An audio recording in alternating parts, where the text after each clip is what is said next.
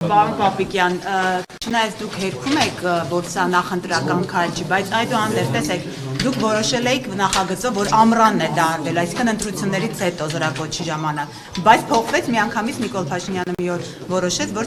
դա լինելու է ձմռան զորակոչի ժամանակ։ Այստեղ այլ կարծիք կարող է լինել, ոչ, եթե ոչ նախընտրական, դա տեղավորվում է նախընտրական այդ քարոզարշավի մեջ։ Իհարկե կարող է, որովհետև մեր հանրության արձագանքներն ենք հաշվի առել, անկեղծ ասած, ի տարբերություն գործող զինծառայողների վրա տարածելուց, այն ինչ հիմա մենք արել ենք, այսինքն հունվարի 1-ից ուժի մեջ մտցնելը կամ օրենքը այդ ձևով անցկացնելը, նրա մասին է, որ եթե հունիսին դա տեղի ունենար եւ դրա մասին արդեն խոսակցությունները կային նոյեմբերից, դա կլիներ հունվարի 1-ից հետո բանակ գնացողների համար անարդար։ Ու երբ կար հնարավորությունը հաշվարկները մեզ թույլ էին տալիս դա անել ավելի վաղ, բնականաբար մենք լսելով, անսալով մեր հասարակության մտահոգություններին, խնդրանքներին, ժամանակ չգիտեք, որ հունվարին գնացողների նկատմամբ անարդար է լինելու։ Ներողություն, նախագիծը շրջանառել էինք։ Նախագիծը շրջանառելուց հետո երբ դրվել է ի դրաֆտ համակարգում, երբ մարդիկ սկսել են դրա մասին կարծիքներ հայտնել, քննարկումներ, նամակներ տարբեր, բնականաբար մեզ համար էլ ակնհայտ է դարձել, որ շատ ավելի ճիշտ կլինի,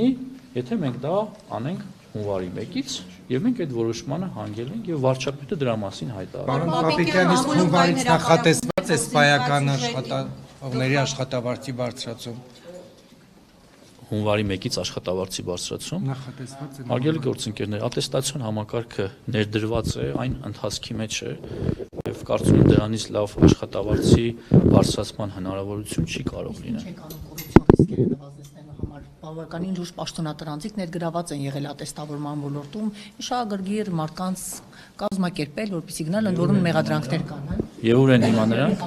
Բայց ինչ է կանում մնացած ոլորտներում։ Կարծում եմ մեր հետևողականությունը նրա մասին է, որ մենք այս հարցում շատ լուրջ ենք տրամադրված, շատ հետևողական ենք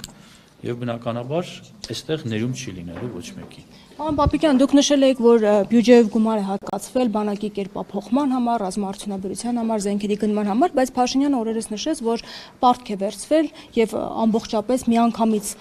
զենք գնելու համար։ Հիմա բյուջեից է նախատեսվել, թե պարտք է վերցվել։ Հարգելի գործընկերներ, եթե անգամ ֆինանսական միջոցները պարտքի միջոցով են ներգրավում ֆինանսների նախարարության միջոցով, դա տրամադրվում է ընդհանուր բյուջեի շրջանակներում։ Այսինքն այստեղ հակասող բան չկա։ Վարչապետը հայտարարել է դրա մասին։ Հիմա ուզում եք մեկնաբանել վարչապետը ճիշտ է ասում, թե սխալ, բնականաբար ճիշտ է ասում։ Նա եւ բնականաբար, այո, պատասխանեցի ձեր հարցին։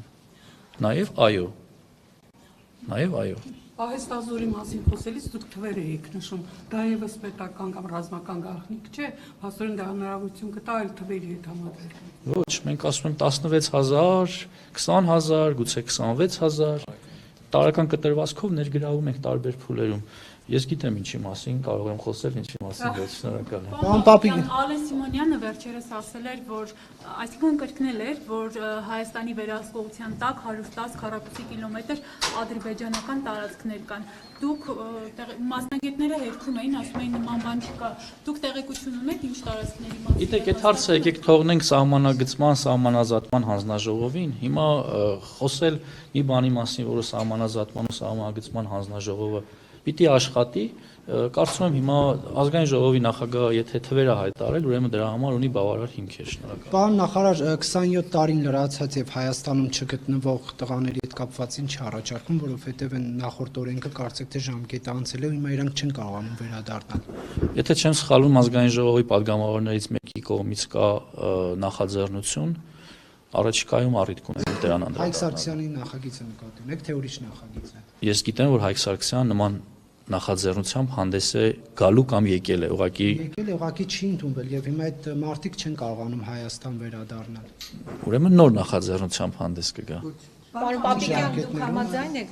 եթե վերջացրեցիք հարցը, դուք համաձայն եք Փաշինյանի այն հայտարարությանը, որ արդեն խաղաղությունը եւ մեզ ոչ թե մարտունակ բանակ է պետք, այլ պաշտպանունակ։ Հարգելիներս, նախ մարտունակությունն ու պաշտպանունակությունը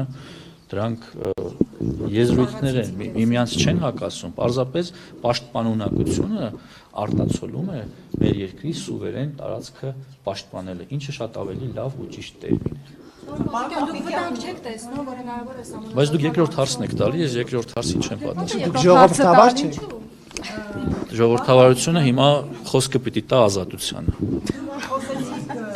Այս սուվերեն տարածքի մասին խոսեցիք, Հայաստանի սուվերեն տարածքը Ադրբեջանի տարածքից ունի զգալի հատված, Ադրբեջանի վերահսկողության տակ է անցել, ամենաշատ ինքնիշխանության պաշտպանությունից խոսող քաղաքացիական պայմանագրի իշխանության պայմաններում։ Օրինակ հետաքրքիր է,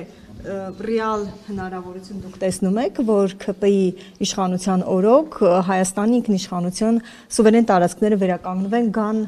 նախկին ուրեմն դիրքին։ Ինչով եք տեսնում, կարող եք մանրամասնել հասկանանք, որովհետև Սահմանագծման եւ սահմանազատման հանձնաժողովի աշխատանքի միջոցով։ Շնորհակալ եմ։ Չմոռանաք հավանել տեսանյութը եւ բաժանորդագրվել Civic AM-ի YouTube-յան էջին։